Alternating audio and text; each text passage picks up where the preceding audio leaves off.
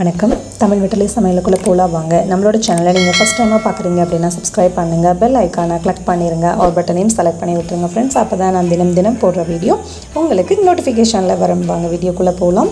இன்றைக்கி நம்ம சூப்பராக யம்மியாக சாம்பார் சாதம் செய்ய போகிறோம். அதை எப்படி பண்ணுறது, அதுக்கு என்ன பொருள் தேவை அப்படிங்கிறத நம்ம வீடியோக்குள்ளே போய் தெரிஞ்சுக்கலாம். ஒரு பேன் ஹீட் பண்ணிக்கோங்க, கொஞ்சம் எண்ணெய் சேர்த்துக்கோங்க, 2 ஸ்பூன் அளவுக்கு மல்லி, காஞ்ச மல்லி இருக்குது இல்லைங்களா, அதை சேர்த்துக்கோங்க.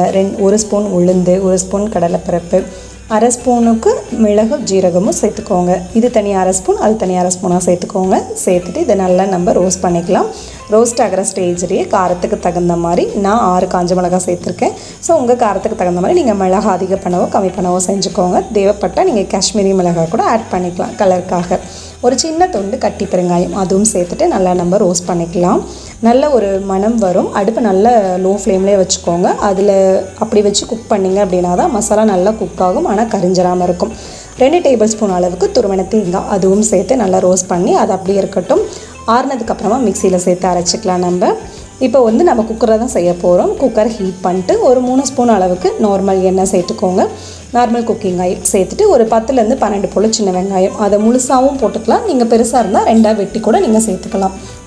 அது உள்ளே சேர்த்து லைட்டாக பரட்டினதுக்கப்புறமா கத்திரிக்காவும் உருளைக்கிழங்கு தோல் சீவிட்டு கத்திரிக்காவை காம்பை கட் பண்ணிவிட்டு தண்ணியில் கட் பண்ணி வச்சுருந்தேன், ஏன் கருத்துறாமல் இருக்கிறதுக்காக. அதை உள்ளே சேர்த்ததுக்கப்புறமா பச்சை பட்டாணி, ஒரு முருங்கைக்காய், அதுக்கப்புறம் ஒரு 5-6 அவரைக்காய், ஒரு சவுச்சவுக்காய் பாதி சேர்த்திங்க அப்படின்னா கூட போதும். ஒரு 5-6 பீன்ஸ் சேர்த்துக்கோங்க. முள்ளங்கி, கேரட் சேர்த்தாச்சு. இப்போ இதை எல்லாத்தையும் சேர்த்து நல்லா நம்ம கலந்து விட்டுக்கலாம்.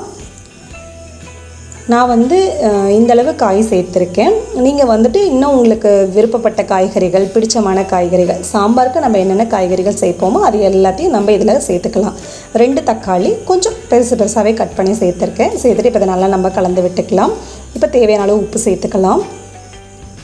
உப்பு, கொஞ்சம் மஞ்சள் தூள், ஒரு 1/4 ஸ்பூன் அளவு மஞ்சள் தூள் சேர்த்துட்டு இப்போ இதை எல்லாத்தையும் நல்லா நம்ம கலந்து விட்டுக்கலாம். இந்த சாம்பார் சாதத்துக்கு முருங்கைக்காவும் கத்திரிக்காவும் ஒரு நல்ல ஒரு ஃப்ளேவர் கொடுக்கும், அதுக்காக ஆட் பண்ணியிருக்கு. இப்போ நம்ம வறுத்தோம் இல்லைங்களா, ஃப்ரெஷ்ஷாக வறுத்த அந்த மசாலாவை பவுடர் பண்ணி நம்ம உள்ளே சேர்த்தாச்சு. அது நல்ல ஒரு ஸ்மெல் வந்தது, ரொம்ப சூப்பராக இருந்தது. கொஞ்சம் தண்ணி சேர்த்துட்டு நம்ம காய் வேக வச்சுக்கலாம். இப்போ இந்த காய் வேகிறளவு நல்லா கலந்து விட்டுக்கலாம்.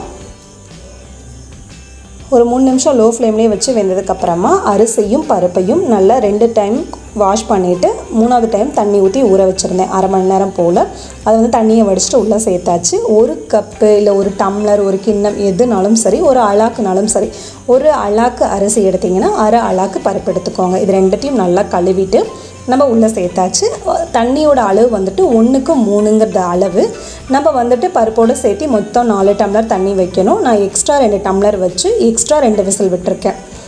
நார்மலாக நான் 3 விசில் விடுவேன். இப்போ சாதத்துக்காக 2 விசில் சேர்த்து விட்டுருக்கேன். மொத்தம் 5 விசிலெல்லாம் நல்லா அடங்கினதுக்கப்புறமா ஓப்பன் பண்ணி பார்த்தோம் அப்படின்னா சாதம் நல்லா சூப்பராக இருந்தது.